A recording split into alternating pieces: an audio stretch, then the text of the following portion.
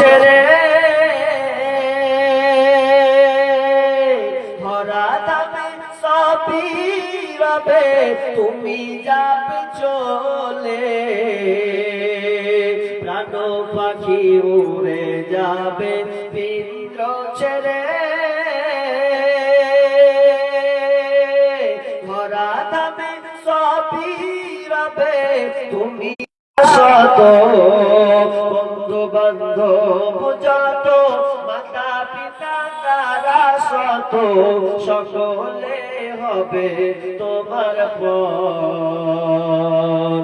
রে মন আমার কেন বান্ধ দালান ঘর, রে মন আমার কেন বান্ধ দালান ঘর। রং বেরঙের তুমি সাজিয়েছ সাজ, সোনা দানা কত কি আর রাজকি পোশাক। রং বেরঙের তুমি সাজিয়েছ সাজ, সোনা দানা কত কি আর রাজকি পোশাক। তুমি পরে রবে, প্রাণ চলে যাবে, তুমি পরে রবে, গায়ে দিবে সাদা কাফন।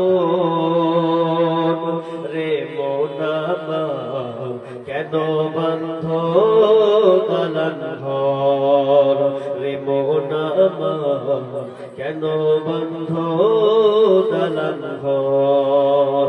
একদিন মাটির ভিতরে হবে ঘর, রে মন আমার কেন বান্ধ দালান ঘর, রে মন আমার কেন বান্ধ দালান ঘর। সম্মানীয় সুযোগ্য আজকের এই জলসা স্বনামধন্য যোগ্যতম সভাপতি,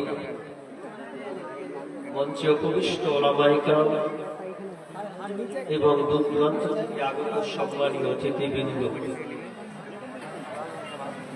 আমার সম্মুখে বসে থাকা বিভিন্ন এলাকা থেকে ছুটে আসা দিন প্রিয়, ইসলাম প্রিয় ছোট বড় দিনী ভাই সকল ও প্রজেক্টের মাধ্যমে দেখনে বলি পর্দার অন্তরালের সম্মানিতা মা ও বোনেরা, প্রথমে সেই মহান মুনিবের দরবারে আমরা প্রশংসা শুকরিয়া আদায় করি যে মহান মুনিব একটি মাদ্রাসা কেন্দ্রিক আয়োজিত মাহফিলে কিছু কোরআন হাদিসের আলোচনা ও আমলের উদ্দেশ্যে যিনি আমাদেরকে সুন্দর একটি সামিয়ানার নিচে ঐক্যবদ্ধ হয়ে আল্লাহ তাআলা বাণী শোনার যে তৌফিক দান করেছেন, সেই মহান মুনিবের দরবারে আমরা সবাই একটু প্রাণ খুলে বলি, জোরে বলেন আলহামদুলিল্লাহ। অতঃপর শান্তি বর্ষিত হোক সকল নবীদের উপর, বিশেষ করে আমাদের শেষ নবী জনাবে মুহাম্মদুর রাসূলুল্লাহ। আমরা সকলে বলি সাল্লাল্লাহু আলাইহি ওয়াসাল্লাম। সম্মানিত উপস্থিতি, আমি আপনাদের সম্মুখে সূরা নিসা, সূরা নামল, সূরা জিলজাল থেকে একটি করে আয়াত পড়েছি এবং একখানা হাদিসে নববী পাঠ করেছি। এই আয়াত এবং হাদিসকে সামনে রেখে আমার আজকে গুরুত্বপূর্ণ টপিক, আলোচ্য বিষয় আল জাযাউ মিন জিনসিল আমাল, জৈসে কো তৈসা, যেমন কর্ম তেমন ফল। এই সম্পর্কে আমি গুরুত্বপূর্ণ কয়েকটি আয়াতের মাধ্যমে এবং হাদিসের মাধ্যমে আমি আপনাদেরকে বোঝানোর চেষ্টা করব। ওয়া তাওফীক ইল্লা বিল্লাহি তাওয়াক্কালতু ওয়া ইলাইহি উনীব। তো কথা হলো আপনাদের চুপ থাকতে হবে। এই আওয়াজগুলো কোথা থেকে আসে? হ্যাঁ, কোরআন হাদিসের আলোচনা হবে, আর আপনি যদি কাফেরদের উদাহরণ মিসাল এখানে ধরেন তাহলে তো হবে না। যেখানে কোরআন তেলাওয়াত হয়, কোরআন হাদিসের আলোচনা হয়, হয়তো আপনাকে নীরবতা পালন করতে হবে, চুপচাপ আপনাকে শোনা লাগবে। যদি আপনি আলোচনা শুনবেন আর গল্প করবেন, কথা বলবেন, তাহলে কাফেরদের সাথে আর আপনার সাথে কোনো পার্থক্য কিন্তু থাকবে না। ওই জন্য আমরা চাই ও পাতারে না যেতে, আমরা চাই কোরআন হাদিস শুনবো, আমল করার চেষ্টা করবো ইনশাআল্লাহ। আমার আজকে আলোচনা বিষয় মা বোন ভ্যাট ভ্যাট করতে আছে, এ জীবনে কোনোদিন ঠিক হবে না। এই আজীব আল্লাহ সৃষ্টি করেছে, কোথায় আছে তাও আওয়াজ দেখছে, খুব চেঁচাতে পারে, এই পাখিকে ফেলে করে গেল। মা বোন চুপ করেন, একটা চুপ থাকেন, হলো অনেক হয়েছে। আমার আজকের আলোচ্য বিষয় যেমন কর্ম করবেন তেমন ফল পাবেন। যদি বলেন আমি ভালো কাজ করব তো আপনার জন্য ভালো ফলাফল আছে। যদি বলেন আমি মন্দ করব না, নিজের খেয়াল খুশি চলব, তাহলে আপনার জন্য আল্লাহ তাআলা সেই রকম খেয়াল খুশি আপনার জন্য শাস্তি রেখেছেন, আযাব রেখেছেন। এবার আপনারা বুঝে নেন কি করবেন। দুনিয়াতে আমরা এক অপরকে ঠকিয়ে খাই, তাই তো? ঠকানো খাওয়ার খুব অভ্যাস, ঠকাতে পারলে হয়। কারণ বাপের একটা বাটা ঠকাতে পারলে হয়। যেমন কর্ম করবেন তেমন ফল পাবেন। একটা লোক রাস্তা দিয়ে হাঁটতে হাঁটতে হাতের আঙুল পড়ে গেছে, তো হাতের আঙুল পড়ছে যেমন, খুঁজা শুরু হয়েছে তেমন, খুঁজতে খুঁজতে ক্লান্তি, খুঁজে পাচ্ছে না, 1 ঘন্টা 2 ঘন্টা হয়ে যাচ্ছে, রাস্তায় আংটি হারালো, খুঁজে পাই নাই। একটা লোক থেকে ফলো করছে, লোকটা কি খুঁজে, কাছে যাই, লোকটাকে বলছে ভাই কি খুঁজো? বলছে আমার সোনার আংটি হারিয়ে গেছে গো। আহারে বেচারা সোনার আংটি হারিয়ে গেছে, তো আমি খুঁজে দিই। মানে ও কত ভালো মানুষ, খুঁজে দিচ্ছে। খুঁজে দিতে দিতে দিতে এবার বিমান রেখে দিয়েছে ওই ঝুপে ঝাড়ে। বলছে ভাই আংটি তো অনেকক্ষণ ধরে খুঁজলাম, লাইট দিয়ে মেরে মেরে পেলাম না, তো আপনার আংটির দাম কত? আপনার দেখে খুব মায়া লাগছে। বলছে 600 টাকা। সেই সময় সোনার আংটির দাম 600 টাকা। তো এক কাজ করো ভাই, দেখে তো মায়া লাগছে, গরিব মানুষ মনে হয়, তো 300 টাকা নেন, যদি পাই তো পরে দেখা যাবে। এ 300 টাকা পেয়ে ঘুমিয়ে গেছে, দিয়ে মারলো তোর। ওই 300 টাকা নিয়ে এখন কি করছে? ও যাচ্ছে কোথা? নিজে রুজি রুটি কিনবে। এবার যে 300 টাকা দিল, এবার সোনার আংটি পেয়ে ইও খুশি, যাক দেখে নিলাম আমার 600 টাকা হলো, 300 টাকা 300 টাকা লাভ হলো। এ স্বর্ণকারের কাছে গিয়ে বলছে ভাই এই আংটিটা আমি বিক্রি করবো, কত টাকা পাবো দেখেন তো। স্বর্ণকার আংটিটাকে নিয়ে যখন দেখছে, তো আহারে যেমন চেক করছে, চেক করছে, তো দেখছে সারা ডুপ্লিকেট সোনা, সোনা লাই পিতলের। এই যেমন পিতলের সোনা ইকে খাপ করে ধরেছে, চল তোকে পুলিশে দিব, বোকা পেয়েছো। ডুপ্লিকেট নাম দিয়ে সোনার নাম দিচ্ছ, পিতলের জিনিসের সোনা, জেলের ভাত খাইয়ে ছাড়বো তোমাকে। ই জেলে চলে গেল, জেলে ঢুকালো তো ঢুকালো, মানে একজন তো ঠাকা থেকে কি হলো, নিজে ঠকলো কিনা। যেমন কর্ম তেমন ফল, এবার খেলা। এবার জেলে ঢুকে শুরুতেই দেখছে যার আংটি হারাচ্ছে ও আগে জেলে ঢুকা আছে। তো ওকে বলছে হ্যাঁ রে ভাই তুই কেন জেলে? বলছে তোমার লেগে। কেন আমাকে জাল টাকা দিয়ে গেলে? ও যেমন কহিছে তো ওয়াকফ রেখে দিয়েছে, 600 টাকা জাল নোট দিয়েছে ওকে। বলছে আমি দোকানে কিনতে গেলাম, দোকানদার এইভাবে ধরলো, পুলিশকে প্রশাসনকে ফোন করলো, জেলে ভরলো। তো তুমি আমাকে ঠকেছো, তুই তো আমাকে ঠকেছিস 25 টাকাতে আনছি। দুজনে বেকায়দায় এক অপরকে ঠকালো। যেমন কর্ম, জোরে বলে না, যেমন কর্ম তেমন ফল। আপনি মনে করছেন আমি বেঁচে গেলাম, না, আপনাকেও ঠকতে হবে কারো না কারো কাছে। এবার আমি হায়াতের দিকে যাব, আমরা আল্লাহ কি বলছেন, ভালো কাজ কাকে বলা হয়, ভালো কাজ করলে আপনার ফায়দা কি আছে, কি কল্যাণ আছে। দুনিয়াতে যদি আপনি কিছু ভালো কাজ করেন, এর জন্য দুনিয়াতে প্রাপ্য পাবেন, আখিরাতে আপনার জন্য জান্নাত। আল্লাহ কি বলেন, বিসমিল্লাহির রহমানির রহিম, ومن يعمل من الصالحات من ذكر أو أنثى وهو مؤمن فأولئك يدخلون الجنة ولا يظلمون نقيرا। আমার আল্লাহ বলেন, যারা দুনিয়াতে সৎ কর্ম করবে, ভালো কর্ম করবে, মানুষ যারা দুনিয়াতে সৎ কাজ করে, ভালো কর্ম করে, ওয়ামাইয়া আমাল মিনাস সালিহাতি মিন যাকারিন আও উনসা, সেই লোকটা পুরুষ হোক কিংবা মহিলা হোক, নর কিংবা নারী হোক, ছেলে কিংবা মেয়ে হোক, যে হোক না কেন, যদি সে সৎকর্ম করে, ভালো কর্ম করে, তাহলে ওই লোকটা কোথায় কোথায়, আর যদি লোকটা মুমিন হয়, লোকটা যদি ঈমানদার হয়,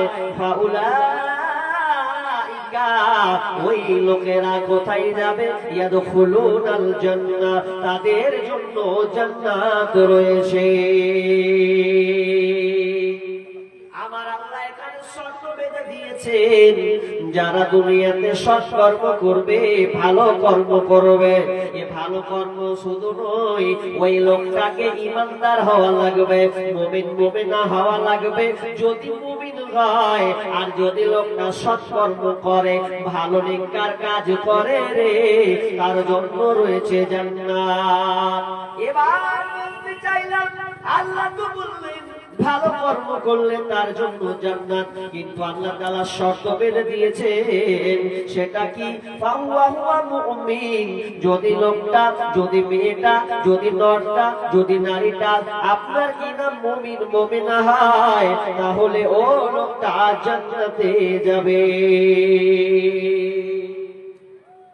এখানে আল্লাহ শর্ত বাঁধলেন, ভালো কাজ তো করবে, কিন্তু লোকটাকে কি হওয়া লাগবে, মুমিন হওয়া লাগবে।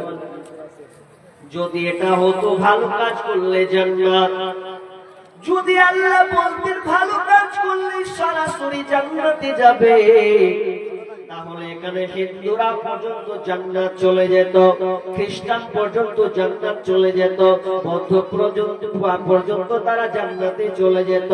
কিন্তু না না, একমাত্র শর্ত আল্লাহ বাঁধলেন, যারা ঈমানদার হবে, যারা মুমিন হবে রে, তারা কেবল জান্নাতে যাবে। তাহলে কি বলবি, যারা হিন্দু, যারা খ্রিস্টান, ওরা যদি ভালো কর্ম করে, ওরা যদি মুসলমানের উপকার করে, তাহলে কি ওরা তার প্রাপ্য পাবে না? মুফাসসিরগণ বলছেন, যদি কোনো হিন্দু কোন মুসলমান ভাইয়ের উপকার করে, তাকে টাকা দিয়ে সাহায্য করে, কোন আপনার হিন্দু আপনার মেম্বার প্রধান হয়, সে যদি সমান অধিকার হিসাবে দেখে, সবাইকে ন্যায্য হিসাবে দেখে, যার যার প্রাপ্য বুঝিয়ে দেয়, তাহলে মুফাসসিরগণ বলছেন ওই লোকটা জান্নাতে যাবে না, কিন্তু আল্লাহ দুনিয়াতে তাকে সে প্রাপ্য দিয়ে দেবে। আমরা দেখি অনেক সময় স্কুলে পড়ি, কলেজে পড়েছি, স্কুলে পড়তে গিয়ে হিন্দু সম্প্রদায় লোক, কোন হিন্দু ভাই বন্ধু হয় কি হয় না? হয়। হিন্দু লোক হলেও আপনার কিনা গুপ্ত সিন্ধে হোক না কেন, আকাশ হোক না কেন, আমি তার সঙ্গে বন্ধুত্ব করলাম। কেন? তার ব্যবহারটা আমাকে ভালো লেগেছে, তার কথাবার্তাটা খুব সুন্দর, আমাকে প্রজেক্ট দিয়ে সাহায্য করে, আমাকে রুটিন দিয়ে সাহায্য করে, আমাকে বই দিয়ে সাহায্য করে, এমনকি আমাকে টাকা দিয়ে পর্যন্ত সাহায্য করে। আমার পরিবারকে সে ভালোবাসে। হিন্দু ভাই আমার বন্ধু হয়েছে, তার মানে ও এর বিনিময়ে ভালো প্রতিদান দুনিয়াতে পাবে। যদি দুনিয়াতে সে ভালো কাজ করে, আল্লাহ তাকে দুনিয়াতে ভালো প্রতিদান দিয়ে দেবেন। আর যদি মুমিন হয়, দুনিয়া তো পাবে, আখিরাতেও সে জান্নাতে থাকবে। ফাউলাইকা ইয়াদখুলুনাল জান্নাহ ওয়া লা ইযলামুনা নাকিরা, এবং তার জন্য অনুপরিমাণ তিল পরিমাণ তার উপরেও জুলুম অবিচার করা হবে না। ভালো কাজ কোনটা? ভালো কাজ গো? চুরি করা ভালো কাজ? হ্যাঁ না না ভালো কাজ? কিছু বলছেন না, যে বলছে মুরগি ওঠে হোক। চুরি করা ভালো কাজ নয়। মিথ্যা কথা বলা ভালো কাজ নাকি? অথচ মিথ্যার কথা 6 লাখ বেশি চলছে। তার মানে আমরা ভালো কাজে অভ্যস্ত নই, মন্দ কাজে অভ্যস্ত। ভালো কাজের দিকে নাই। আপনি দেখান, আপনি জীবনে কোনোদিন ভালো কাজ করেছেন যে ভালো কাজ করার কারণে আপনি আখিরাতমুখী হবেন, আখিরাতে আপনি পাবেন, কিংবা আপনি এইরকম আশা আছে আপনার যে আমি কোনো বিপদে পড়বো, তো বিপদে পড়তে গিয়ে আমি আল্লাহকে বলবো, আল্লাহ তুমি আমাকে রক্ষা করো, বিপদে পড়েছি যে। কোন ভালো কাজ দিয়ে আপনি আল্লাহকে দোয়া করবেন বলেন? আজকে বর্তমান প্রেক্ষাপট বলতে হয় আমাদের মুর্শিদাবাদ যদি এখন ঢুকেন নেটওয়ার্ক পাবেন না। মুর্শিদাবাদ ঢুকেন তো আপনি নেট চালাতে পাবেন না। কেন? নেটওয়ার্ক বন্ধ করে দেওয়া আছে। কেন বন্ধ হলো জানেন আপনারা? নেটওয়ার্ক মুর্শিদাবাদ, আবার শুনলাম নাকি 21 তারিখ খুলে আবার 23 তারিখ থেকে মারবে। মুর্শিদাবাদ, নদিয়া এগুলো নেট চলবে না। এটা কেন? এটা এই জন্য যে হিন্দু সম্প্রদায় যারা পুজো মণ্ডপে গিয়ে তাদের আপনার হেডলাইন স্ক্যান যেটা বলা হয়, স্ক্যান বোর্ড আপনার কিনা গেটে লাগাই না, লেখা ওঠে না লেখা, ওটাতে লিখেছে, জানি না কে করেছে উস্কানিমূলক কাজ, বেলডাঙ্গার মধ্যে কি লিখেছে? আল্লাহ মাদার, আর বাকিটা বলবো? কত নোংরা কথা লিখেছে। মানে আল্লাহকে গালি দিয়েছে, দিয়ে ওটাকে আবার স্ক্যানে ভাসিয়ে দিয়েছে, যা রাস্তা দিয়ে হাঁটে দেখতে পাবো। কোন মুসলমান এটা নজরে গেছে, যাওয়ার পর এবার কি করেছে? যাওয়ার পর দেখছে আরে আল্লাহকে গালি দিচ্ছে, মা তুলে আল্লাহকে গালি দেওয়া। এ প্রতিবাদ করতে গিয়ে 2 জন মুসলমানের এখানটাকে কেটে দেওয়া হলো। আমি সেদিনকে প্রোগ্রামে ছিলাম, কোথায়? বেলডাঙ্গা, রেজিনগর। ওই পাশাপাশি ঝগড়াটা হচ্ছে, ওখানেই মোড়ে। তো আমাকে সম্পাদক দেখালো যে এটাকে কেটেছে, সম্পূর্ণ গর্ত করে দিয়েছে, নাই কিছু। আর একজনে দেখলাম জিহ্বাকে কেটে দিয়েছে। এ নিয়ে তোলপাড়, এটা সাহস হলো কি করে? কিন্তু আমার বক্তব্য যেটা, এটা তো হলো ঠিক আছে, একটা দাঙ্গা লাগাবা ছাড়া আর কিছু নয়। নেটওয়ার্ক বন্ধ করে দেওয়া হলো। এখন বিষয়টা হচ্ছে, আমি সেদিনকে তার আগাদিন ঝগড়া হয়েছে, বোমাবাজি হয়েছে, বম ফাটাফাটি হয়েছে, যা হওয়ার হয়েছে। এখন তারপর দিন আমি প্রোগ্রাম করছি, তো রাস্তা দিয়ে হাঁটছি, তো এক একটা ছেলে রাস্তার ধারে আমাদের কিনা গেম খেলছে। মুসলমানের বাচ্চা তো গেম খেলছিস, ঝগড়া করে আলি, 2 জন মুসলমান তোদের জন্য প্রাণ গেল রে। আজ তোরা গেম খেলছি, অন্তত জালসা। গেম ছেড়ে বসা উচিত ছিল। ভালো কর্ম করলে আল্লাহ তোমাকে সাহায্য করবে। এই যে দাঙ্গা ফাসাদ এখন শুরু হয়েছে, এখনো সমাধান হয়নি, এখন পর্যন্ত সমাধান হয়নি, তাহলে এটা কে দায়ী? আমি মনে করি মুসলমানেরা দায়ী। মুসলমান যদি সজাগ থাকতো, তাদের ঈমান যদি তাজা থাকতো সাহাবীদের মতন, তাহলে তাদের ভালো কর্ম দিয়ে আল্লাহর সামনে অভিযোগ পেশ করলে আল্লাহ সঙ্গে সঙ্গে অ্যাকসেপ্ট দিত। আমাদের ভালো কর্ম নাই, আমাদের ভালো কর্ম নাই। আল্লাহ আমি জানলে বেড়ে জায়গা যেতাম না, যেখানে যাচ্ছি সেখানে পুলিশ বলছে কোথায় যাবে। রাত 1টার সময় স্ট্যান্ডে এলাম, চারদিকে পুলিশ থই থই করছে। এমদাদুল ভাই আর আমি দুজনে আছি, কি করব? ভিতরটা হাওড়া শিয়ালদা দুপ দুপ করছে, কি হবে না হলে কি আবার অ্যাটাক করবে। চাপলাম বাসে 500,000 জালি মিলে আগে পালাই। এত অবস্থা খারাপ। তো ভালো কর্ম আপনি করেছেন, আল্লাহ বলছেন যারা ভালো কর্ম করবে, সৎকর্ম নিয়ে আসবে, সেই পুরুষ কিংবা মহিলা হোক, যদি তারা মুমিন হয় তাহলে তাদের থাকার জায়গা জান্নাত। এবার ভালো কর্ম কেমন করেছেন আপনি চলেন হাদিসের দিকে। ইবনে উমর হাদিসটি বর্ণনা করছেন, বুখারীর হাদিস বন্ধুরে। 3 বন্ধু বনি ইসরাঈলদের ঘটনা, 3টা বন্ধু বেড়াতে গিয়েছেন দূর সফরে মরুভূমি প্রান্তর। এই 3 বন্ধু মিলে ঘুরতে গিয়েছে, আর ঘুরতে গিয়ে তারা এমন বিপদের সম্মুখীন হলো, প্রবল হাওয়া ঝড় বৃষ্টি শুরু হয়েছে।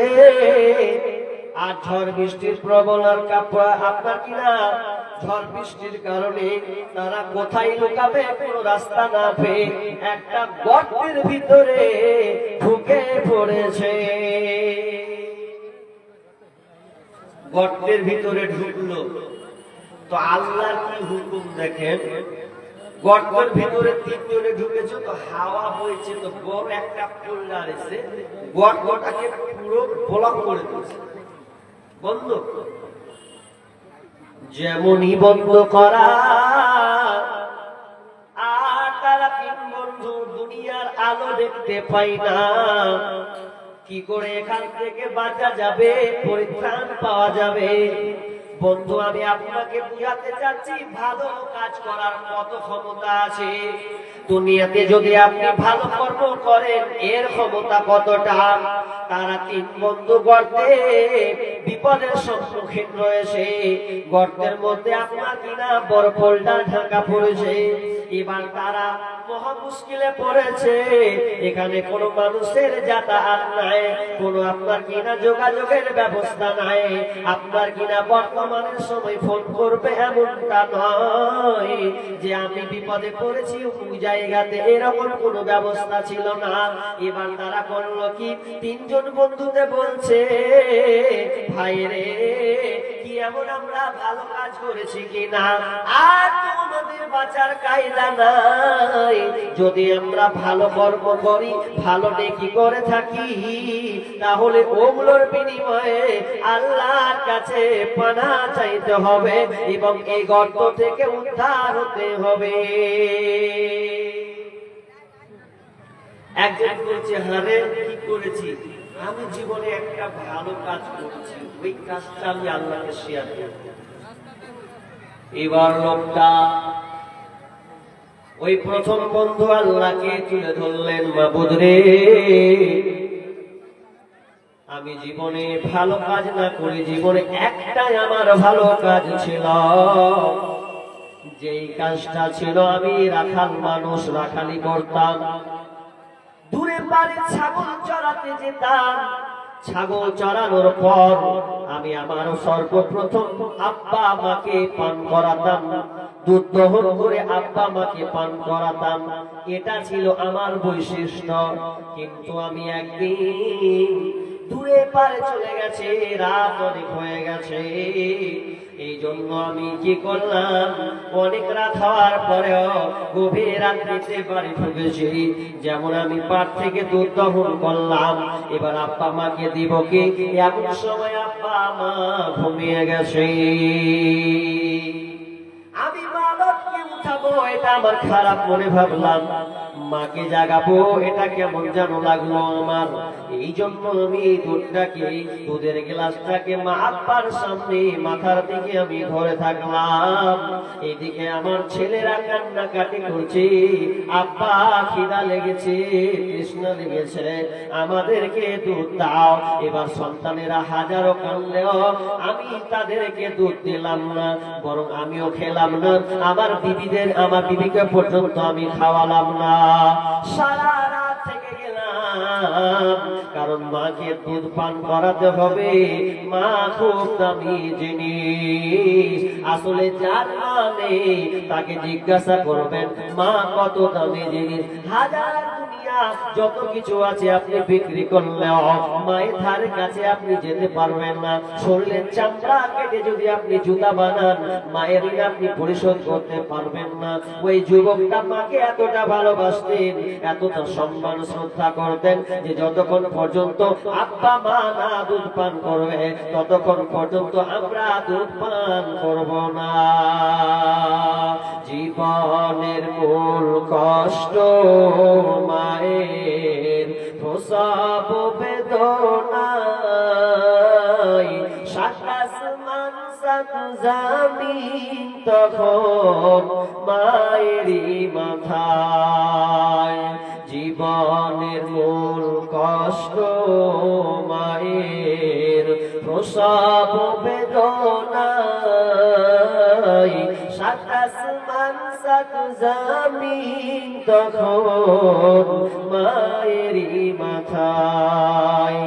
আমার সুন্দর মুখ দেখে মায়ের, আমার সুন্দর মুখ দেখে মায়ের ব্যথা যে যাই ভুলিয়া। ও আমার প্রাণের মা, মা গো মা, কোথায় গেলে মোরে ছাড়িয়া। জনমুখী ইয়াতীম আমি, চাই না কেহ ফিরিয়া। আমি যখন ছিলাম আমার মায়েরই উদারে, চলাফেরা করলেন যে মায় কত কষ্ট করে। আমি যখন ছিলাম আমার মায়েরই উদারে, চলাফেরা করলেন যে মায় কত কষ্ট করে। এমন মাকে কেমন গাবি, এমন মাকে কেমন গাজি, যাব আমি ভুলিয়া। ও আমার প্রাণের মা, মা গো মা, কোথায় গেলে মোরে ছাড়িয়া। জনমুখী ইয়াতীম আমি, চাই না কেহ ফিরিয়া। দুঃখে কষ্টে মায়ের জীবন আমাকে নিয়া, শোধ করিতে পারিব না রে জীবনটা দিয়া। দুঃখে কষ্টে মায়ের জীবন আমাকে নিয়া, শোধ করিতে পারিব না রে জীবনটা দিয়া। ঘুমের মাঝে মাকে দেখে, ঘুমের মাঝে মাকে দেখে, কেঁদে কই বুক ভাসাইয়া। ও আমার প্রাণের মা, মা গো মা, কোথায় গেলে মোরে ছাড়িয়া। জনম দুঃখী ইয়াতীম আমি, চাই না কেহ ফিরিয়া। জীবনের মূল কষ্ট মায়ের প্রসব বেদনায়, সাত আসমান সাত জমিন তখন মায়েরই মাথায়। বাপ মা খুব দামি জিনিস। বিষ্ণু বলছেন তোমার বাপ মা হচ্ছে জান্নাত এবং জাহান্নাম। ক্বালা জান্নাতুকা ওয়া নারুকা, তোমার মা জান্নাত এবং জাহান্নাম। তার মানে যদি তোমার বাপ মায়ের খিদমত তুমি ভালোভাবে করতে পারো, মা বাপকে আনন্দ দিয়ে যাও, তাহলে তোমার জন্য জান্নাত আছে। আর দুঃখে কষ্টে তোমার ব্যবহারে মা যদি অসন্তুষ্ট হয়, তাহলে তোমার জন্য হচ্ছে জাহান্নাম। এই জন্য সেই যুবক মাকে সবসময় ভালোবাসতেন, শ্রদ্ধা করতেন, এমনকি দুধ পান না করালে কেউ তারা দুধ পান করতো না। এবার যখনই আযান হলো আসসালাতু খায়রুম মিনান নাওম, তার মানে আযান সকাল হলো, ডাক পড়লো আল্লাহর। এবার ঘুমটা ভেঙে গেল। বাপ মা এবার জেগেছে, বলছে বেটা রে তুই এখনো দুধটা নিয়ে দাঁড়িয়ে আছিস। বলছে মা আমি আপনার জন্য কখন থেকে দুধটা দাঁড়িয়ে আছি, আমি তোমাকে পান করাবার জন্য। মা জাগলো, মাকে দুধ পান করালো, আব্বাকে দুধ পান করালো। এরপরে তারা নিজের সন্তান থেকে করালো, তারপরে তারা নিজেরা পান করলো। আমার আল্লাহকে বলছেন মাবুদ রে এই কাজটা শুধু তোমাকে ভয় করে করেছি, আর কাউকে নয়। মাবুদ দয়া করে তুমি আমাদের মাথা থেকে পাথরটাকে সরিয়ে দাও। যেমনই বললো ভালো কাজ, এই ভালো কাজ মায়ের খিদমত করা আল্লাহর কাছে চাইলে সঙ্গে সঙ্গে একবার করে গেল। যেমন সূর্যের আলো পড়লো, কিরণ এলো, কিন্তু বের হওয়া যে যাবে না, এক ভাগ সরেছে। এবার প্রথম বন্ধু বলছে আরে ভাই তোরা কি ভালো কাজ করিস নি, চা আল্লাহর কাছে বিনিময় চা। কি ভালো কাজ? দ্বিতীয় বন্ধু বলছে ভাই আমিও জীবনে একটা ভালো কাজ করেছি, আমার কাজ ছিল কুকর্ম, খারাপ কাজ করা। এই খারাপ কাজ করা আমার খুব অভ্যাস ছিল, কিন্তু আমি খারাপ কাজ থেকে ছেড়ে দিয়েছি। কিভাবে সেটা হয়েছে? লোকটি বন্ধু বলছে আমি এত খারাপ ছিলাম, মেয়েদের প্রতি আমি এতটা আকৃষ্ট ছিলাম। আমার একটা খালাতো বোন ছিল, ওই খালাতো বোনটা দেখতে এত সুন্দরী ছিল, এত অপূর্ব তার চেহারা, আমি তার চেহারা দেখে আমি পাগল হয়ে গিয়েছিলাম। আমি তাকে প্রস্তাব দিলাম, প্রেমের প্রস্তাব। ও বোন রে তুই আমার সঙ্গে কি আমার মনের বাসনাটা কি তুই মিটাতে পারবি না? তোর সঙ্গে আমার গোপনে কিছু কথা হবে, তোর সঙ্গে আমার আদান প্রদান হবে, মিলন হবে, তোর শরীরটা কি আমাকে দিবি কিনা বল। এবার খালাতো বোন বলছে ভাই রে খবরদার নোংরা কথা বলো না, এটা আমি তোমার সঙ্গে এই অন্যায় কাজ করতে পারি না, বরং আমি আল্লাহকে ভয় করি। এটা আমার স্বামীর জন্য আমি হেফাজতে রেখেছি, একমাত্র আমার স্বামীর অধিকার। আমি জেনা ব্যভিচারে লিপ্ত হতে চাই